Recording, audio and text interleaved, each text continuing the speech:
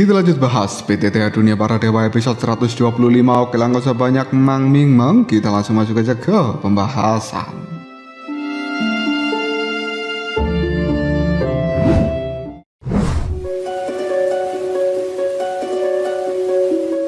Ketika Xiaoyan akan bergerak, pada saat ini Zanlao langsung menahannya dan kemudian dia pun mengungkapkan sedikit kebenaran. Xiaoyan, tahan emosimu. Jaring emas ini adalah aturan langit dan bumi. Mereka yang kekuatannya bukan seperti Dodi yang datang ke dalam benua Dodi ini secara alami akan dibatasi oleh aturan langit dan bumi. Tapi jika mereka tidak bisa menembus jaring emas ini, dari mana garis keturunan rasiomu akan bisa didapatkan? Kata-kata Zanlao membuat Xiaoyan berhenti dan kemudian dia berkata, garis keturunan rasio sebenarnya berhubungan dengan ular besar ini. Apakah aku harus mengalahkannya dan kemudian menyerap esensi yang ada di dalam tubuhnya? Tapi cukup sulit untuk memilih antara pagoda emas ini atau garis keturunan rasio.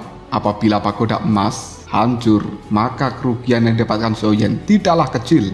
Zanlao kemudian berkata, kau benar-benar memiliki sebuah kekhawatiran tanpa alasan. Aku sudah bilang, menara emas ini tidak akan mudah dihancurkan. Xiaoyan kembali menegaskan, apakah kau yakin? Zanlao menganggukkan kepalanya. Xiaoyan kemudian mengatakan, tapi menurutmu itu hanya menembus hingga Dodi. Kenapa begitu kuat? Bahkan dengan kekuatan Dodi bintang 4 milikku, aku merasa tidak punya peluang untuk melawan ular besar tersebut. Xiaoyan benar-benar tidak mengerti kenapa ular raksasa ini yang telah menembus ke tahap Dodi terlihat sangat kuat. Zanlao kemudian berkata dengan santai, makhluk eksotis dari zaman purba merupakan kesayangan surga. Kemampuan mereka untuk melampaui tingkat kekuatan yang tidak terukur sebenarnya tidak bisa dinilai dengan akal sehat. Begitu garis keturunan seorang raja purba terbangun, ini akan memiliki kekuatan ilahi yang tidak terbayangkan. Jika tidak, kenapa aturan langit dan bumi begitu membatasinya, bahkan sampai berusaha untuk menyingkirkannya dengan segala cara? Tapi sebaiknya kau perhatikan ucapanmu baik-baik. Jangan menyebutnya sebagai binatang iblis atau monster. Jika tidak, nanti kau pasti akan sangat menyesal. Xiaoyan tidak mengerti yang dikatakan Zanlao dan kemudian dirinya pun menimpali. Bukankah makhluk ini harus aku kalahkan setelah dia menerobos jaring emas supaya diriku bisa mendapatkan esensi di dalam tubuhnya untuk dicampurkan dengan garis keturunan di dalam tubuhku sehingga aku memiliki garis keturunan rasio. Kalau begitu, kenapa aku harus bersikap sopan? Zanlao segera tertawa. Kau akan mengalahkannya? Kau ini benar-benar tidak ingin hidup. Dan mungkinkah kau ingin melawan seluruh ras Yao? Xiaoyan pun bingung. Jika aku tidak mengalahkannya, lalu bagaimana aku bisa mendapatkan garis keturunan ras Yao? Dan apa hubungannya melawan seluruh ras Yao? Zanlao dengan cemberut memberikan penjelasan pada Xiaoyan. Bocah sialan, ular itu adalah ular suci dari ras Yao yang merupakan simbol binatang suci ras Yao. Seluruh ras Yao akan bisa bereaksi dengan sangat keras terhadap kebangkitannya. Jika kau cukup berani, majulah dan singkirkan ular itu. Tapi aku tidak akan ikut campur lagi dalam kekacauan ini, karena aku juga tidak sanggup menahan amukan dari seluruh ras Yao yang akan memburu dirimu sekuat tenaga. Xiaoyan tercengang, tak menyangka bahwa latar belakang ular besar ini sangatlah luar biasa. Sial, ternyata makhluk ini memiliki latar belakang yang sungguh luar biasa. Lalu apa yang harus kita lakukan? Apakah kita masih berani untuk mengambil esensi di dalam tubuhnya? Bukankah garis keturunan ras Yao hanya akan sia-sia? Zanlao sedikit tersenyum. Soal itu kau tidak perlu khawatir. Xiaoyan kemudian berkata kembali, mungkinkah jika aku meminta maaf, makhluk ini akan dengan sukarela memberikanku kesempatan untuk mengambil esensi di dalam tubuhnya sehingga bisa dilebur dengan garis keturunan di dalam tubuhku? Tapi bagaimana mungkin ada hal sebaik itu? Zanlao hanya tersenyum penuh dengan cara yang misterius. Dia bahkan tidak memberikan penjelasan lanjutan kepada Xiaoyan. Ketika Xiaoyan dan juga Zanlao saling berbincang, ular suci tiba-tiba saja meraung dengan sangat keras, berusaha membebaskan dirinya. Dengan amarah yang luar biasa, cahaya hijau terpancar dari dalam tubuhnya yang kemudian membuat ekornya berayun ke sana kemari, membentur dinding batu dari puncak pagoda emas ini dengan sangat keras, menciptakan sebuah lekukan sedalam setengah meter. Dengan serangan yang dahsyat dari ular suci besar ini, bahkan jaring emas yang memiliki simbol-simbol emas dengan cepat meredup dan akhirnya tidak mampu bertahan kembali. Cahaya emas itu pun berubah menjadi benang-benang emas kecil yang kemudian masuk ke dalam dinding pagoda emas. Ular raksasa telah terlepas dari belenggunya yang kemudian bergerak bebas ke sana kemari. Api berwarna hijau berkobar dari seluruh tubuh ular raksasa ini, membakar kekosongan yang ada di hadapannya sampai terdistorsi. Tubuhnya yang panjang beberapa ribu kaki bergoyang, memiliki kekuatan yang luar biasa. Setiap sisiknya berkilauan dengan cahaya hijau. Setelah dia mendapatkan kebebasannya kembali, ular suci nampak gembira, mengeluarkan suara raungan panjang ke arah langit. Dan kemudian 81 ular kecil berwarna hijau juga telah muncul di sekelilingnya, seolah-olah bersujud untuk menyembah ular raksasa ini.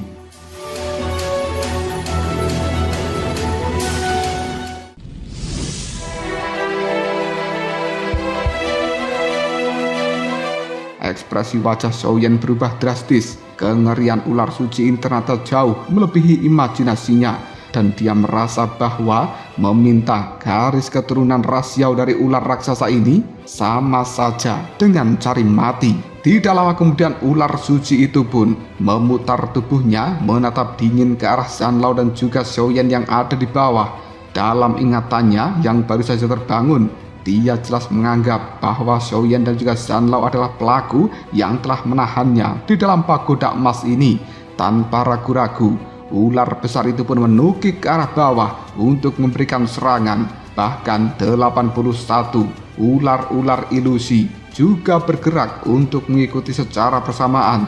Api hijau terpancar dari dalam tubuhnya, menutupi langit dan bumi, menyelimuti Zanlao dan Xiaoyan. Xiaoyan pun segera mengangkat pedang berat kuno api surgawi dan siap untuk melakukan pertarungan. Tapi Zanlao masih terdiam, tidak menunjukkan reaksi apapun, yang kemudian membuat Xiaoyan berkata, "Setiap kesalahan pasti ada sumbernya, setiap hutang pasti ada penagihnya.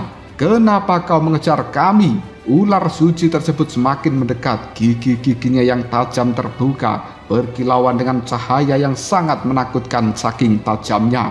Xiaoyan menatap Zanlao yang masih terdiam. Dia kemudian memadatkan doki dengan cepat untuk mengaktifkan 1000 kaki tanpa bayangan, sambil berkata pada Zanlao, "Hei orang tua, sepertinya akhir-akhir ini sikapmu sangat tidak normal." Pada saat Xiaoyan akan melesat, Zanlao kembali menahannya. "Jangan bertindak gegabah, dan kau tidak perlu khawatir.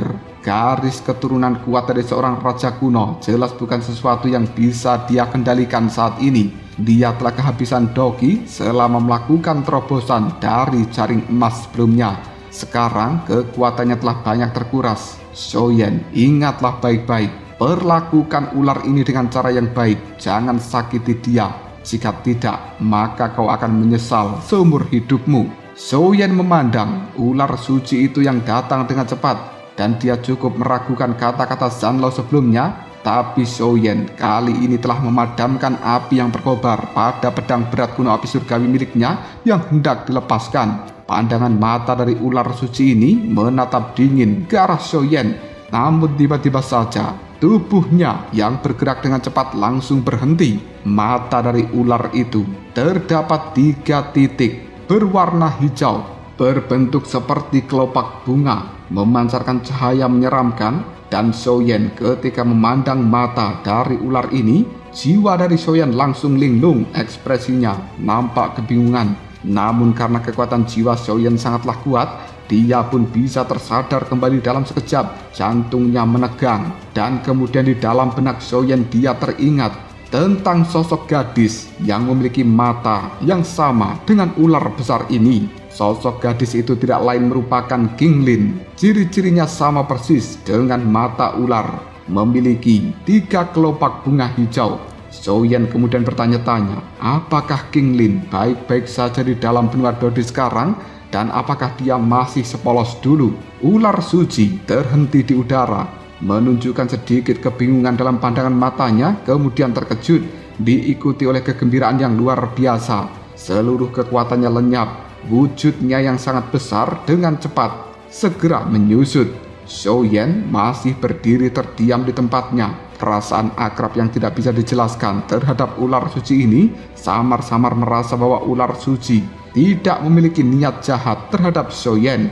Sebaliknya ada perasaan yang cukup aneh, seolah-olah ular suci ini adalah teman lama yang telah bertemu kembali setelah lama berpisah.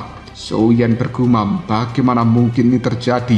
Rasa-rasanya tidak masuk akal. Apa hubungannya ular suci ini dengan King Lin?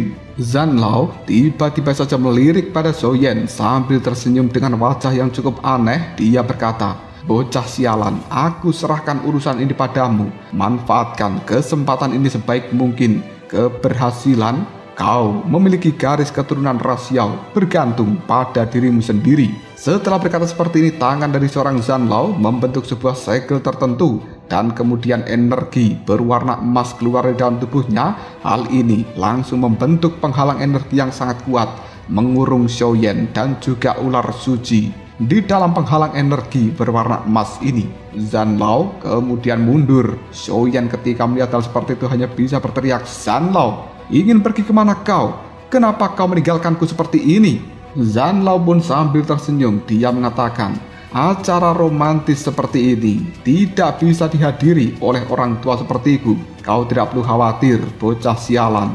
Penghalang energi ini akan mengisolasi semuanya dan tidak tahu apa yang akan dilakukan kau bersama dengan ular itu di dalamnya. Lakukan saja apa yang perlu kau lakukan.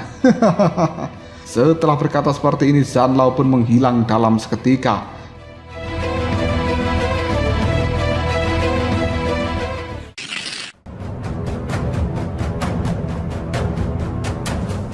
Xiaoyan masih tidak paham dengan apa yang diucapkan Zanlao, hanya bisa menggertakkan giginya, dan dia tidak bisa menemukan keberadaan dari Zanlao lagi. Hanya bisa membuat Xiaoyan berkata, omong kosong, apa yang kau bicarakan Zanlao?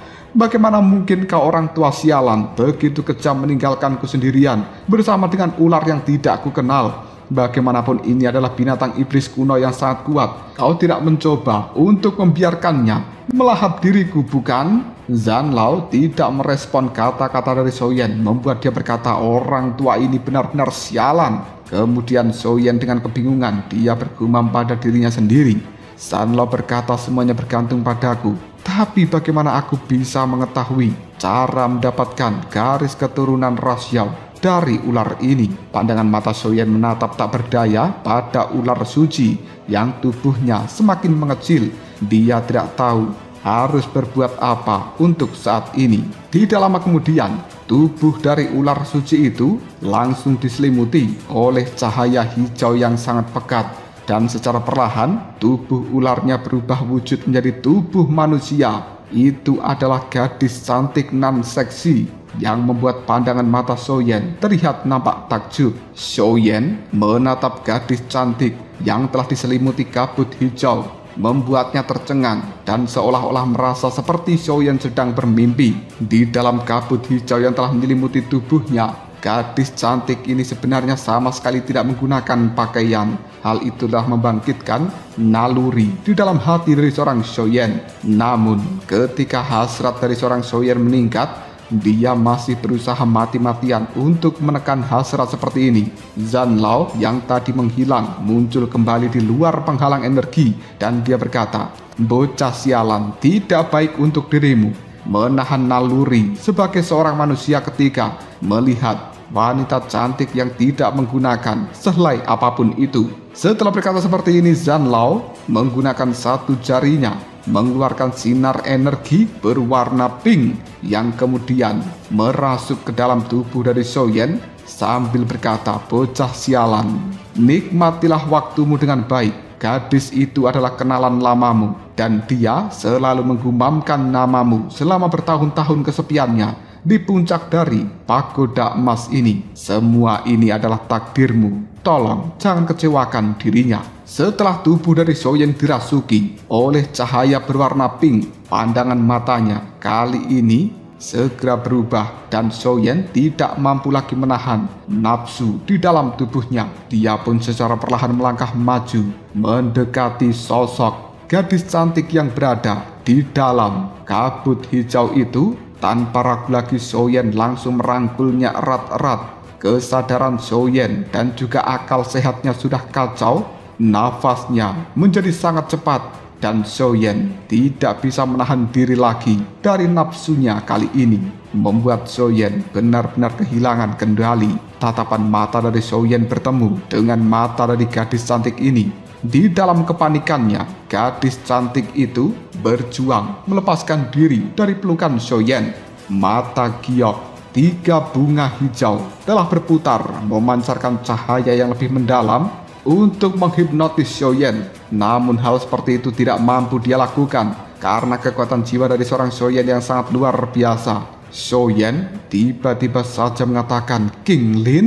Soyen pun tiba-tiba bergidik, menggelengkan kepalanya, berpikir bahwa dia sedang halusinasi. Bagaimana mungkin ular suci itu berubah menjadi King Lin?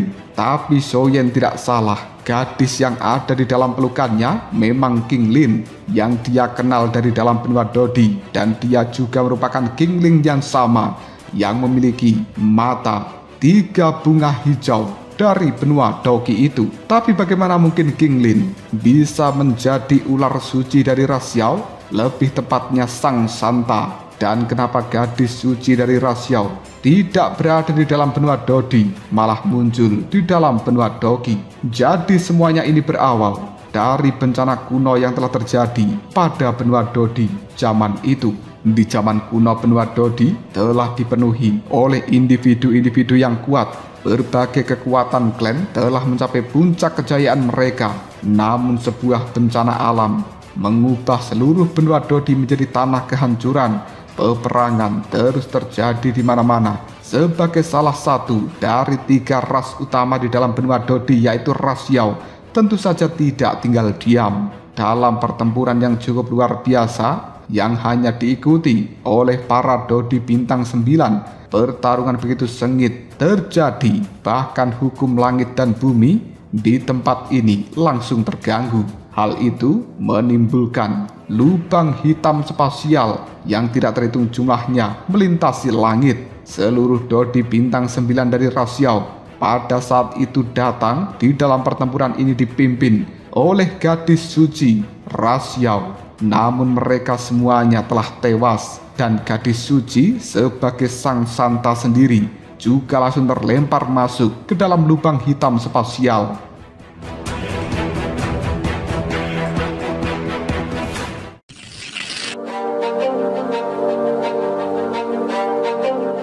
Jika itu lubang hitam biasa, tentu saja tidak menimbulkan ancaman yang besar bagi seorang Sang Santa yang kekuatannya berada di puncak bintang 9 Dodi. Namun, lubang hitam spasial terbentuk dari gabungan kekuatan banyak puncak 9 Dodi di dalam tempat ini dengan berbagai atribut dan juga teknik kultivasi yang luar biasa. Maka dari itu lubang hitam memiliki kekuatan penghancur yang sangat menakutkan. Sang Santa yang telah terlempar ke dalam lubang hitam spasial sudah terluka parah, dan dia terus-menerus menggunakan kekuatan Doki yang tersisa untuk mengatasi energi yang bergejolak di dalam lubang hitam tersebut. Setelah terombang-ambing di dalam lubang hitam spasial selama periode waktu yang tidak diketahui, Sang Santa mengetahui bahwa dia sudah tidak bisa bertahan lagi. Dia paham warisan dari garis keturunan suci ras Yao harus diwariskan dari generasi ke generasi. 1 orang per generasi akan mendapatkan warisan ini. Jika garis keturunan suci tidak musnah, maka warisan akan terus berlanjut.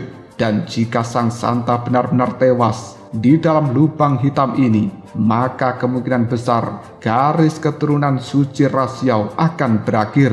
dan itu hanya akan menjadi kutukan abadi pada Rasyau. Memikirkan hal seperti ini saja, sang Santa menggunakan sisa kekuatan terakhirnya untuk mengeluarkan esensi garis keturunan suci di dalam tubuhnya, mengubahnya menjadi aliran cahaya yang kemudian dilemparkan pergi mengikuti takdirnya, berharap garis keturunan suci ini menjadi secercah harapan terakhir bagi Rasyau. Syarat untuk menjadi gadis suci dari Rasyau, seseorang harus memiliki 3 hal sebagai syarat utamanya. Yang pertama tentu saja merupakan anggota Rasyau.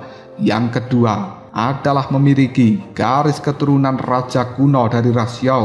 Dan yang ketiga adalah memiliki 7 esensi garis keturunan suci yang secara bersamaan melekat pada tubuhnya. Intisari garis keturunan suci dari sang Santa yang telah berubah menjadi gumpalan energi itu pun melewati lapisan ruang dimensi ini dan tanpa sengaja mendarat di dalam benua Doki. Setelah melintasi ruang angkasa yang jauh, tak kenal waktu, garis keturunan suci itu pun memiliki kesadarannya sendiri yang kemudian mencoba mencari tuannya, dan akhirnya hal itu pun mendarat di dalam tubuh King Lin. Perlu diketahui, pada awalnya King Lin merupakan keturunan dari garis keturunan Raja Rasyau zaman kuno, tapi karena berjalannya waktu menyebabkan garis keturunan di dalam tubuhnya menjadi lebih encer dan juga tidak aktif. Penambahan 7 tetes garis keturunan suci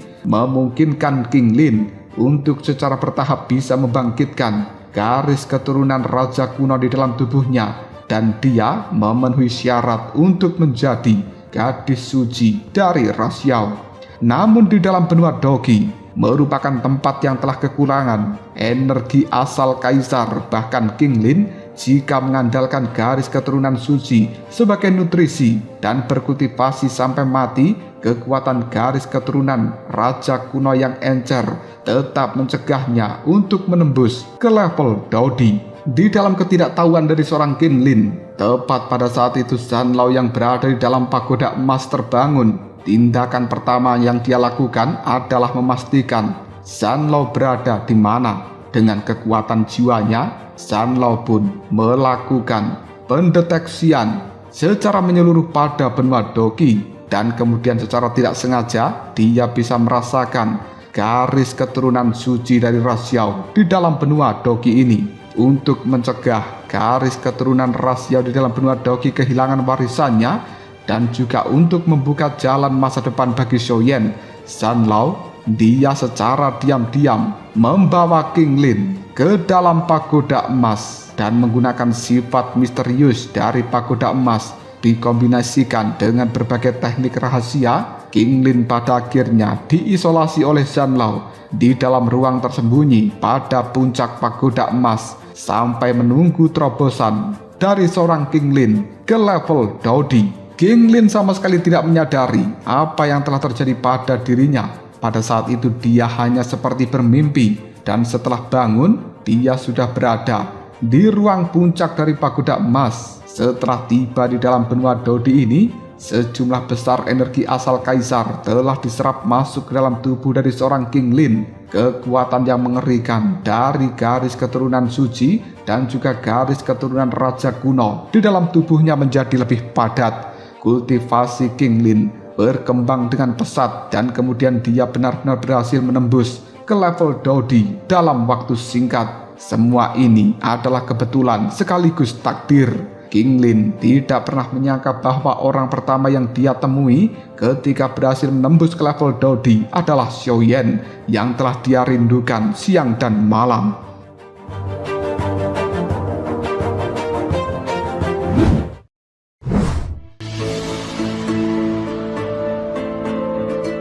Di dalam pelukan dari seorang Xiaoyan, King Lin pun berkata, "Apakah itu kau, kakak Xiaoyan?" Tubuh King Lin yang lemah bergetar, namun dia juga diliputi kegembiraan. Air mata secara perlahan turun membasahi pipinya. Kerinduan yang lama ditekan di dalam hatinya, kali ini telah diluapkan ketika dia bertemu dengan Xiaoyan.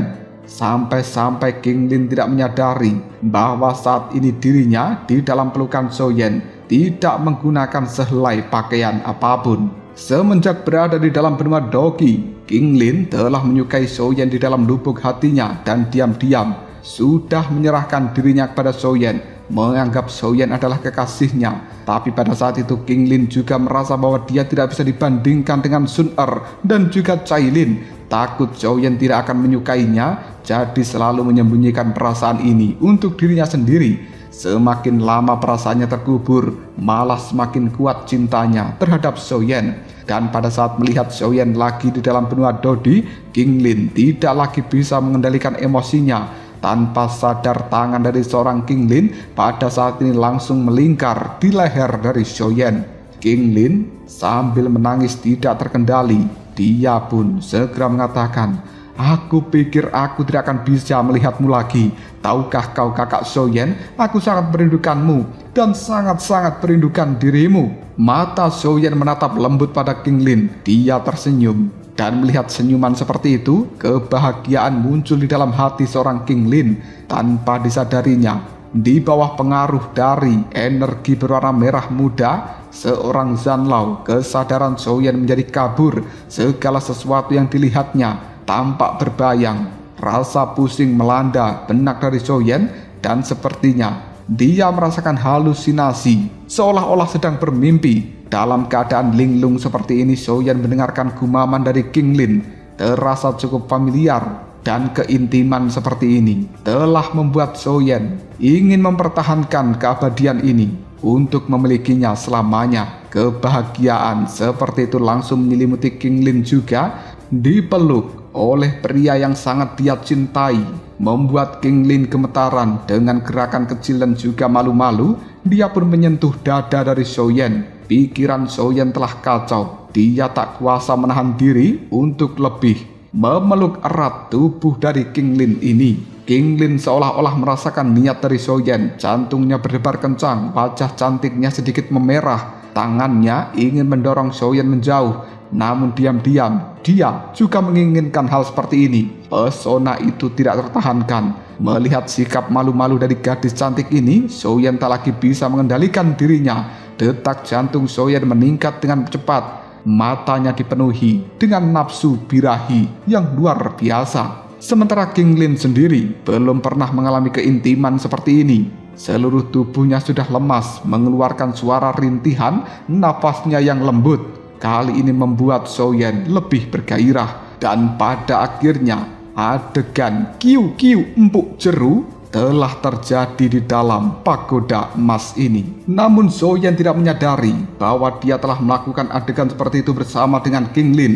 Kesadaran di dalam benak Soyen benar-benar kacau. Dia bermimpi seolah-olah sedang berjalan di dalam sebuah goa yang gelap. Goa ini memiliki jalan terpencil. Setiap tetes dari air yang ada di dalam goa mengenai tubuh Soyen terasa cukup lengket namun juga nyaman. Soyen melangkah maju di dalam goa ini. Langkah kakinya semakin tergesa-gesa. Dinding goa tiba-tiba seolah-olah hidup menekan Soyen dan mencekik hingga membuat tubuhnya tegang. Tidak bisa bergerak sedikit pun. Namun anehnya, penyempitan dari dinding goa ini tidak menimbulkan rasa sesak. Namun sebaliknya malah menimbulkan rasa nyaman bagi tubuh Soyen. Namun berada di dalam sebuah kegelapan, Soyen tentu saja merindukan adanya cahaya. Dia mempercepat langkah kakinya di dalam goa yang sangat gelap ini dan mencoba ingin menerobos keluar dari jepitan berbagai sisi goa yang cukup lembut itu. Namun kegelapan ini tampaknya tidak terbatas. Semakin keras Soyen melawan, semakin kuat jepitan yang dilakukan oleh goa yang gelap itu. Menyapu jiwa dari Soyen, membuat setiap sel-sel di dalam tubuhnya bergejolak di luar kendalinya. Pada saat ini, Soyen bagaikan seorang penjelajah di malam hari, tersesat di dalam kegelapan yang luas. Dia hanya bisa berjalan dengan panik di sepanjang jalan kecil dari goa ini, dan tidak tahu berapa lama dia telah berjalan atau berapa kali Soyen meraung Dia merasakan sarafnya yang telah tegang kini mengendur, dan kemudian Soyen mengambil langkah terakhirnya dengan segenap kekuatan. Lalu dia pingsan. Pada saat ini cahaya bulan telah menyinari puncak pagoda emas sampai menembus bagian dalamnya. Semua tampak sederhana, kabur, damai, tenang di dalam penghalang energi berwarna keemasan. Keheningan yang telah lama menyelimuti pada lantai. Di dalam penghalang energi ini, tubuh gadis yang sangat cantik dan seksi terbaring dengan rambut yang acak-acakan, dan dia sebenarnya tertidur di atas tubuh dari seorang pria yang tidak lain adalah Soyen. Meskipun adegan seperti ini cukup vulgar, tapi keduanya masih diselimuti oleh kabut berwarna hijau, sehingga siapapun tidak akan pernah mengetahui apabila sebenarnya mereka berdua tidak menggunakan sehelai pakaian apapun dan berpelukan dalam sebuah ketidaksadaran.